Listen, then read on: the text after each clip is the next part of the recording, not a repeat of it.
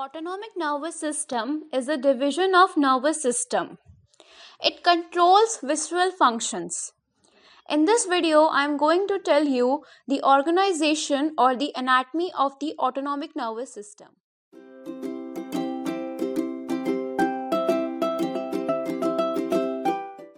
Hey everyone, welcome to HM Learnings. I am Harshita, the creator of HM Learnings, where students come to clear their concept and to get the study material.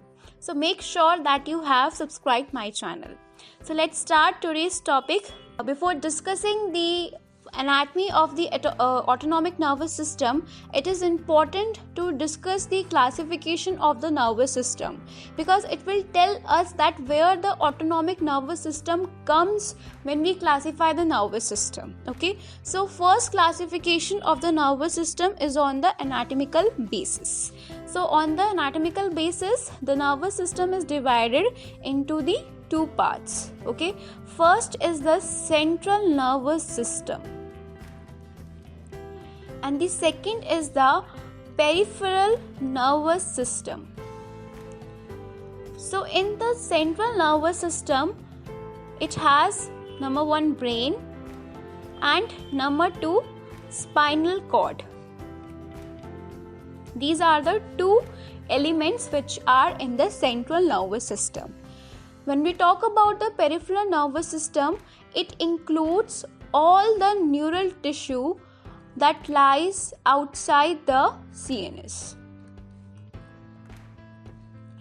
So outside the CNS means what? It means that all the cranial nerves which arises from the brain, the spinal nerves which arises from the spinal cord, or the ganglions which are present outside the central nervous system, they come under this peripheral nervous system. So this is the anatomical classification of the nervous system. Now we move on to the functional classification of the nervous system. On the functional basis, how the nervous system is classified. Okay, so number 1 is the efferent division, and number 2 is the efferent division. So efferent division means what? It will take the information from the periphery to the CNS. Means it will has which function? Sensory function. Taking the information from the external environment which is detected by the receptor, and it will be taken by the neuron to the CNS. Then the efferent division will take the information from the CNS back to the periphery or to the periphery. Okay, so the efferent division and the efferent division is further classified into the two parts. Okay, efferent division has further two types. Number 1 is the somatosensory, and number 2 is the visceral sensory. Now depending on where the sensory information is coming from, whether it is a somatic organ or you can say whether it is a somatic site or it is a visceral organ. Somatic means it will carry the somatic sensations like the touch, pressure, vibration. From where? From the skin. The receptors which are present on the skin, the receptors which are present in the joint, like all the proprioceptors, like the skeleton muscle, the receptors present in the skeleton muscle to give us the sensation that where is our position, what is our movement. Okay, so these are all the somatic sensations. So these are carried by the somatosensory efferent division, and the visceral sensations are from the visceral organs, like the visceral pain. Okay, the visceral pain, or the pressure in the blood, or the another thing, or the chemical composition of the blood. So all these are carried by the general visceral efferents, which are nothing but the cranial nerves. Okay, cranial nerves. Okay, there are 3 cranial nerves which do the purpose of the carrying the sensation from the visceral organ back to the CNS. Okay, so these cranial nerves are the facial nerve, which function as the general visceral efferent. The second one is the glossopharyngeal, and the third one is the vagus nerve. So these 3 nerves act as a general visceral efferents, taking the visceral sensation from the visceral receptor to the CNS. Okay, then the efferent division also has the 2 parts.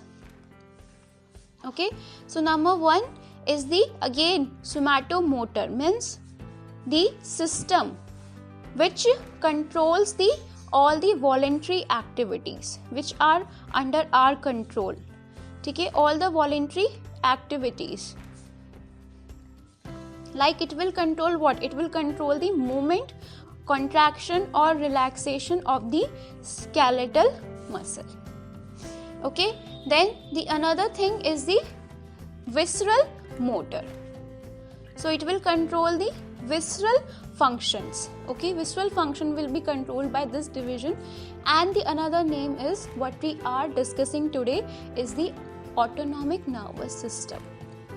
So autonomic nervous system is what? It is actually an outflow from the CNS to all the visceral organs. So that's why it controls the visceral functions. It controls the visceral functions means what? Which type of functions? Involuntary functions, because visceral functions are not our control. They are happening subconsciously. Okay, we are not aware about that activities. So it will control the involuntary activities.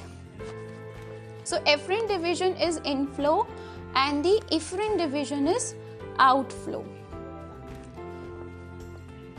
Okay, then we move on to the next slide, which is about the classification of the autonomic nervous system. So autonomic nervous system is further classified.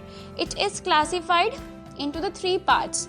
Number 1 is the sympathetic nervous system.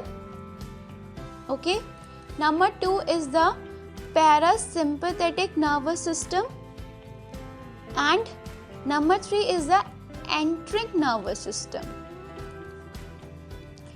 Enteric nervous system is discussed when we discuss about the gastrointestinal physiology, GIT physiology.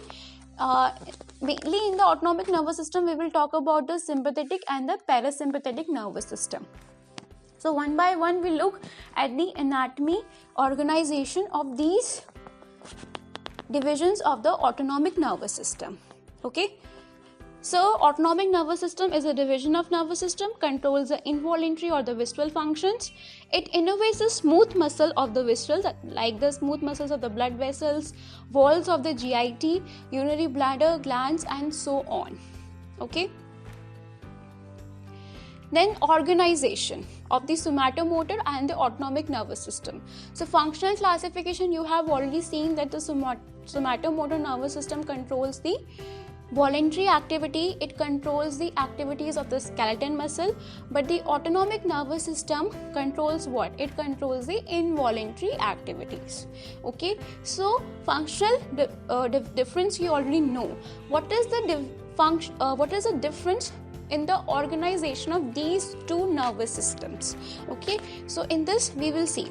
So before starting that thing, I just label this diagram. Each and every part I will label, so that when we discuss the organization, you can easily get that, you can easily understand that for which part I am talking. Okay, so now this is a transverse section of the spinal cord. Okay, so this is a transverse section of the spinal cord, and this side is the ventral side. This side is the ventral side, or you can also name it as the anterior side of the spinal cord. This side is the dorsal or the posterior side of the spinal cord. Okay, so now this is the gray matter, and this one is the white matter. So because this gray matter and this gray matter lies in the dorsal side, it is called as a dorsal horn or the dorsal gray matter. And these horns are lying in the ventral side or in the anterior side. These are called as the anterior horn. Okay, and because this portion lies in between these two, it is called as the intermedio, because it is between the intermediate between the dorsal and the ventral side, and it is laterally placed. It is called as the intermediolateral horn of spinal cord. Okay, so these are the horns of the spinal cord of the gray matter. Now the second thing is the other parts of the spinal cord we will discuss. Okay, so this is the ventral part and this is the dorsal part. From the ventral part, what happens? The ventral neuron arises. So this is the ventral root. It will pass through the ventral root. Okay, similarly here there will be sensory root. Okay, this is sensory root. Ventral and sensory root will join when they move further. Okay, they will join. So here there will be which nerve? There will be motor nerve. Here will be the sensory nerve. Both this nerve will join and they will form a spinal nerve. So spinal nerve, always remember, it is a mixed nerve because it has both the sensory as well as the motor nerves. Okay, so I hope it is clear. Now we move to the topic. Okay, so on the left side I will write the somatomotor,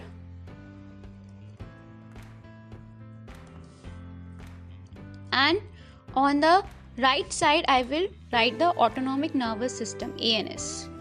Okay, so somatomotor and the autonomic nervous system are what? They are efferent.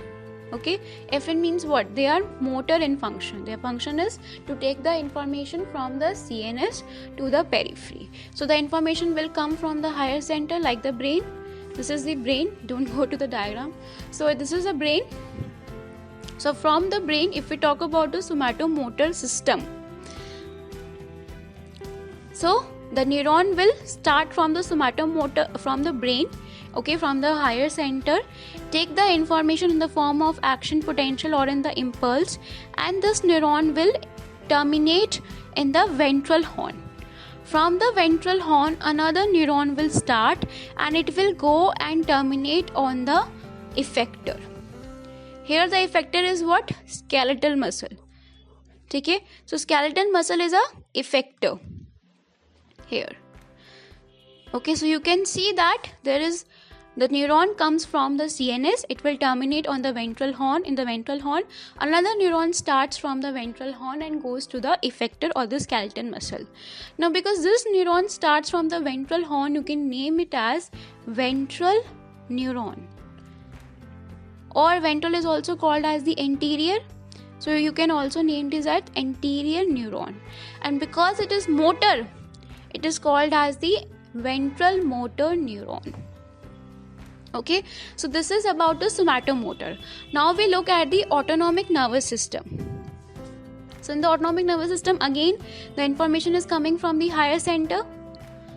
Okay, so in the case of the autonomic nervous system, the nerve cell body is not in the anterior horn. Either it is in the motor nuclei of the cranial nerves, that is in the brainstem, or it is in the intermediolateral horn of the spinal cord. So here I am taking the nerve cell body in the intermediolateral horn of the spinal cord. Okay, so it will start this neuron from the CNS will terminate on this nerve cell body present in the intermediolateral horn of the spinal cord, and from here this neuron will enter the ventral root, okay, which I have drawn here. Okay, ventral root, and then this neuron will exit the ventral root and it will go to the ganglion. Okay, there is one ganglion outside the central nervous system, and it will terminate in this ganglion. This ganglion is outside the central nervous system, called as the autonomic ganglion.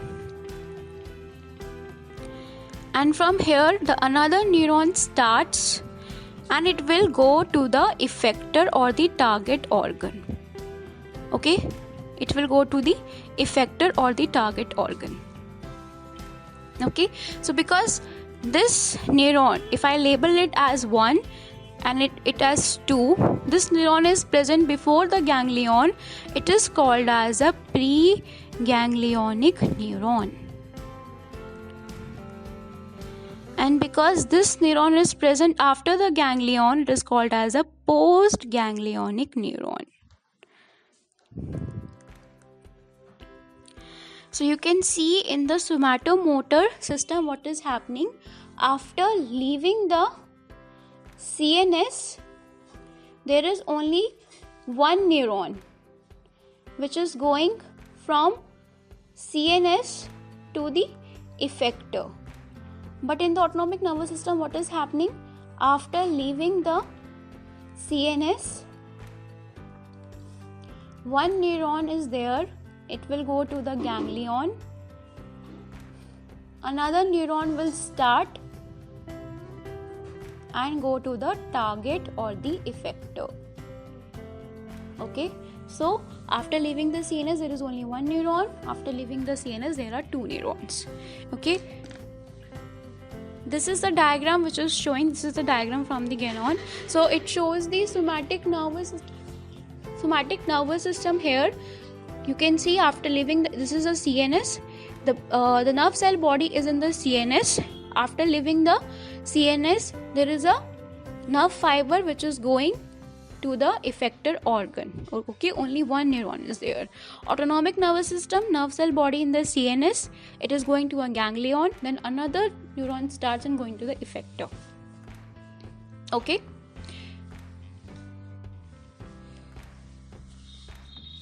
now we look at the anatomy of the sympathetic system. Okay, so as we have seen that in the autonomic nervous system we have preganglionic neuron and we have a postganglionic neuron. So in the case of the sympathetic system, the preganglionic neuron, preganglionic nerve cell body is present in the intermediolateral horn of the spinal cord. Okay, from spinal segment T1 to L2. Okay, and that's why sympathetic system is also called as a thoracolumbar division, because the preganglionic nerve cell body is present in the thoracic segment as well as in the lumbar segments. Then the postganglionic nerve cell body,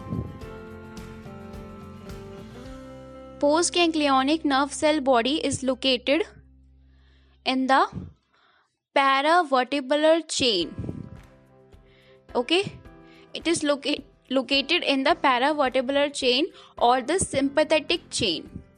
It is also called as the sympathetic chain. Or there is another location called as the prevertebral sympathetic ganglion. Okay, so you can look at this figure to understand that what is the sympathetic chain. So this is a spinal cord. Now you can see on the either sides of the spinal cord there is the presence of a chain number 1 and chain number 2.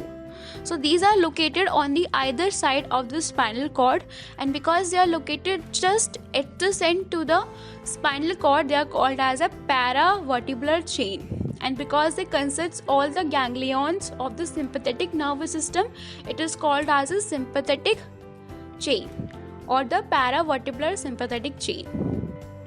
Okay, and what is a prevertebral ganglion? Prevertebral ganglion is the ganglion which is present outside the sympathetic chain. Like here, this is the prevertebral ganglion. This is also the prevertebral ganglion. Okay. So now we can look at the anatomy of the sympathetic system. Okay, so the preganglionic neuron starts, the preganglionic nerve cell body is located in the intermediolateral horn of the spinal cord. So it starts from here. It is the intermediolateral horn of the spinal cord. Now the axon will enter into the ventral root of the spinal cord. This is the ventral root of the spinal cord.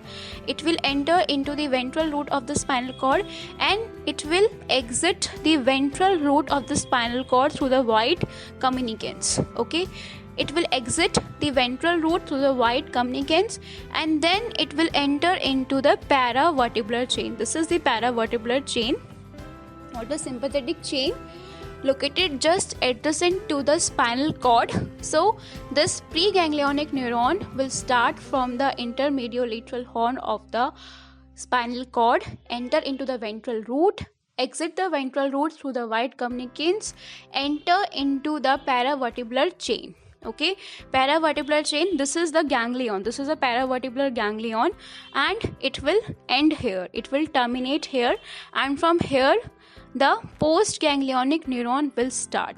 This is a postganglionic neuron shown in the different color, and this postganglionic neuron will then enter the gray communicants. Through the gray communicants, it will again enter the ventral root and then exit via the spinal nerve, and it will go to the target organ.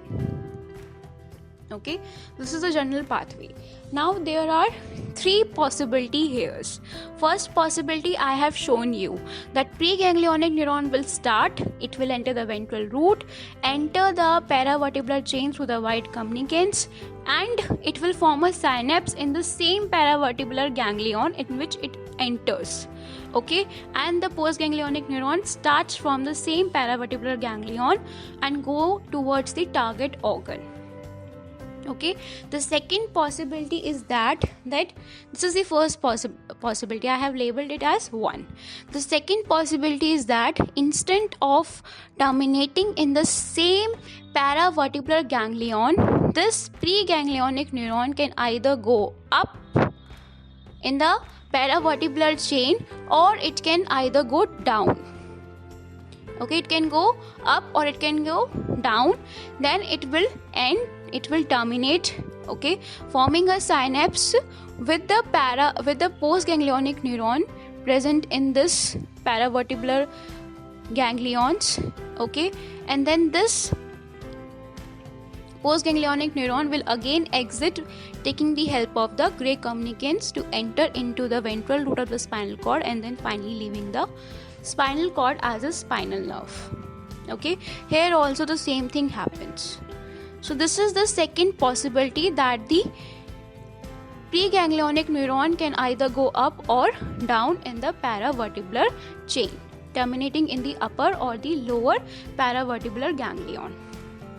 Okay, now what is the third possibility? Third possibility is that the preganglionic neuron starts, enter the ventral root, exit the ventral root through the wide communicants.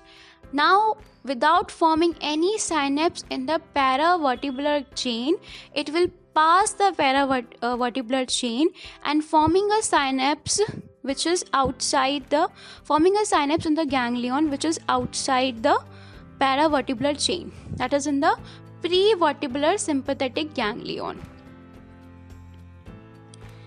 Okay, and from here the postganglionic neuron will start and go to the target organ.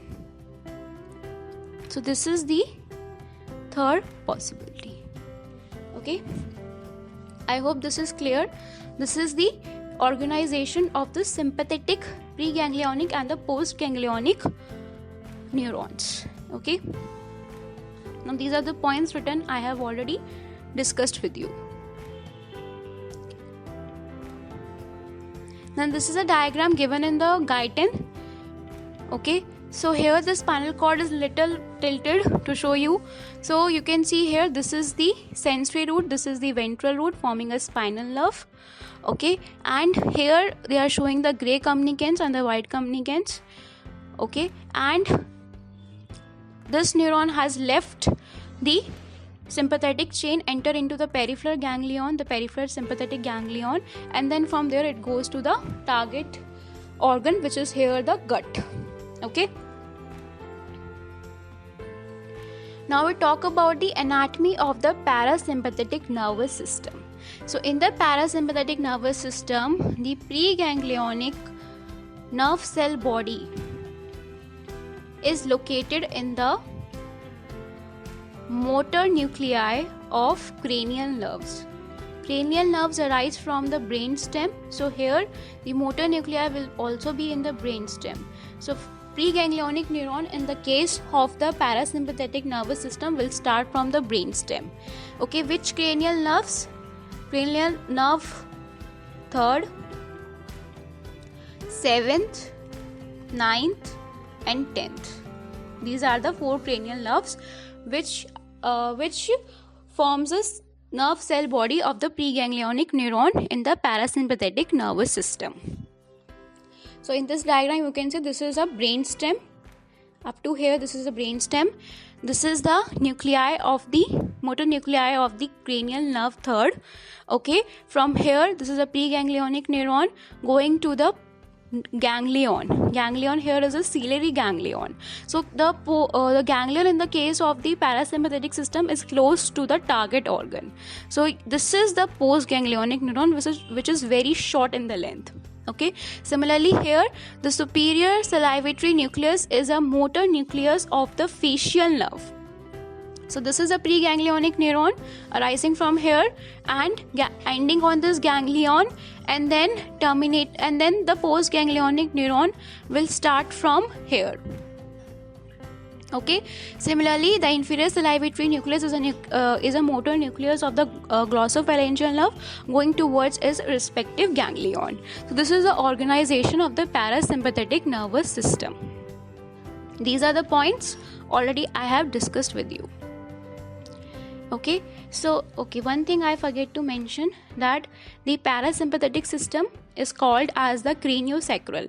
The sympathetic system is called as a thoracolumbar. Parasympathetic is called as a craniosacral because the preganglionic cell bodies are located either in the brainstem, okay, or in the motor nuclei of cranial nerves. That's why called as a cranio, and some are located in the sacral segments of the spinal cord. Okay, that's why termed as craniosacral division of the autonomic nervous system.